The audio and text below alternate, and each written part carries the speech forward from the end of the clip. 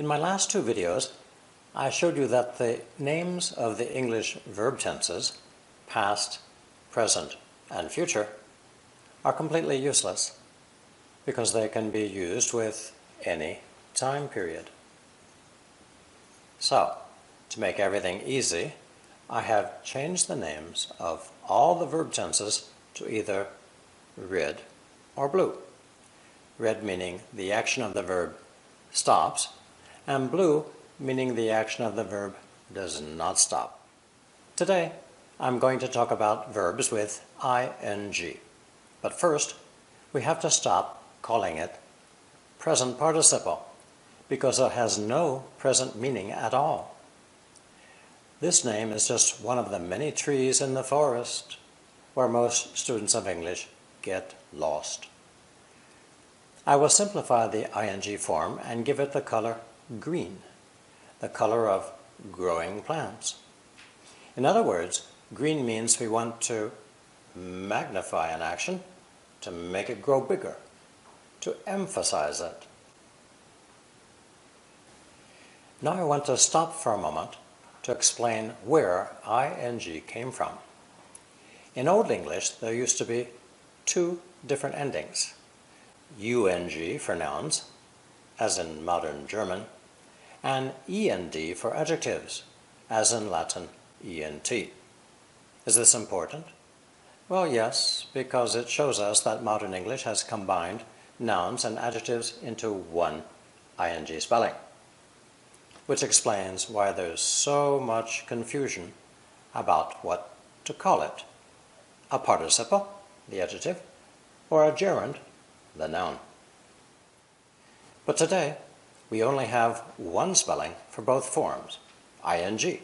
So let's keep it simple and call it green, which, as I just said, means we want to emphasize an action, as if we are putting it under a magnifying glass, which I have here. This is a useful memory aid because it helps us to keep in mind the three different uses of the ing form in English, which are three words beginning with the letter C: clarity, contrast, and control. Number one, clarity. A magnifying glass has a frame, and everything inside it becomes very clear and detailed.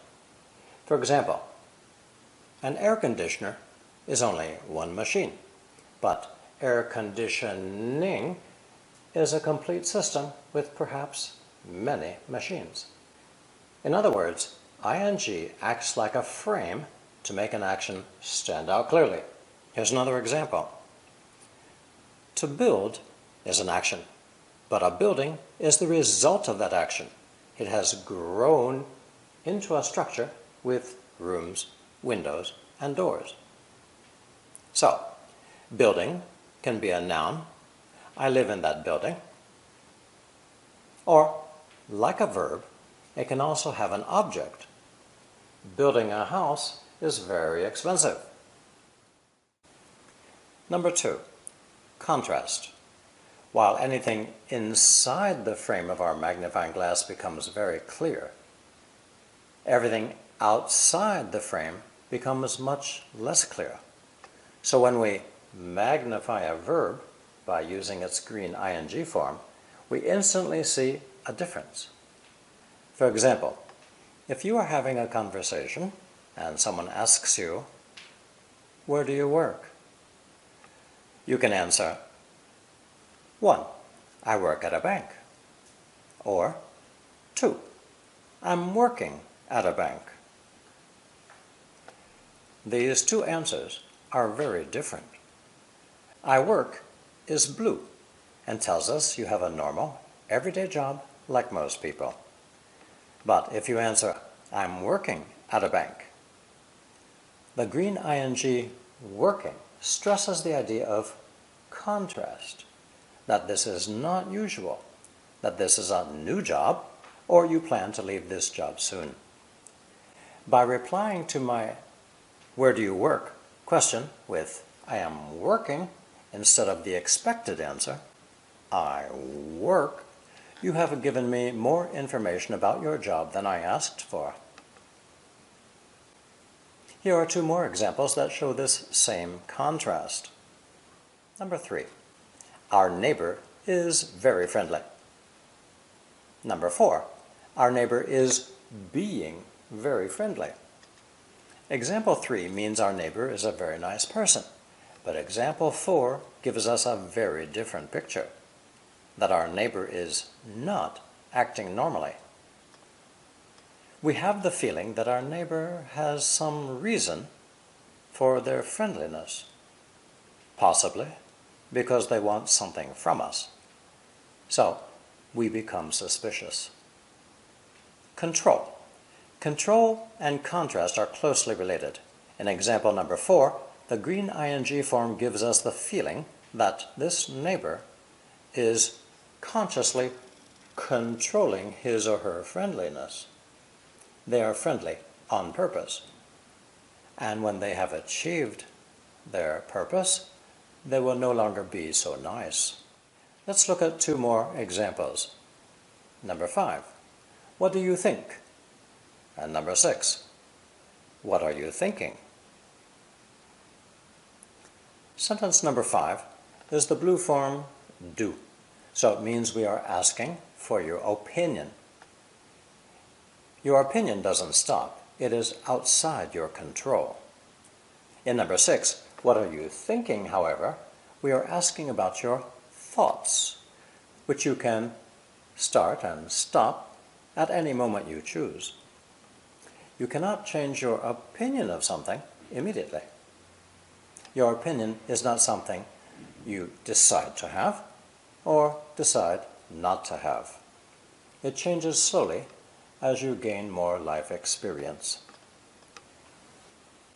From these examples, you can see that green ing has 3 uses, which our magnifying glass can help you remember. First, inside the frame clearly shows all the details. Second, outside the frame is unclear, in sharp contrast to what is inside. And third, if you feel something is not clear, you can move the handle. You can control the magnifying glass and choose what to look at. So, the magnifying glass represents clarity, contrast, and control. A perfect example of green ing is McDonald's advertising slogan, "I'm loving it." First, look at I'm. No capital I. This spelling is used especially by young people when sending text messages. It shows the rebellious nature of teenagers who don't like to follow rules and are, of course, McDonald's best customers. The next word, lovin', is the quick pronunciation of loving, often seen in comic books. It's informal, natural, casual speech. But the use of I'm loving it instead of I love it is a clever choice because of contrast and control. I'm loving it means those 3 words, I love McDonald's food and I'm going to keep eating it. I don't care what you older people think of my food. I hope you've learned in this video how useful the green ing form is for emphasizing the verb. It can be a noun or an adjective, depending on where you put it in the sentence.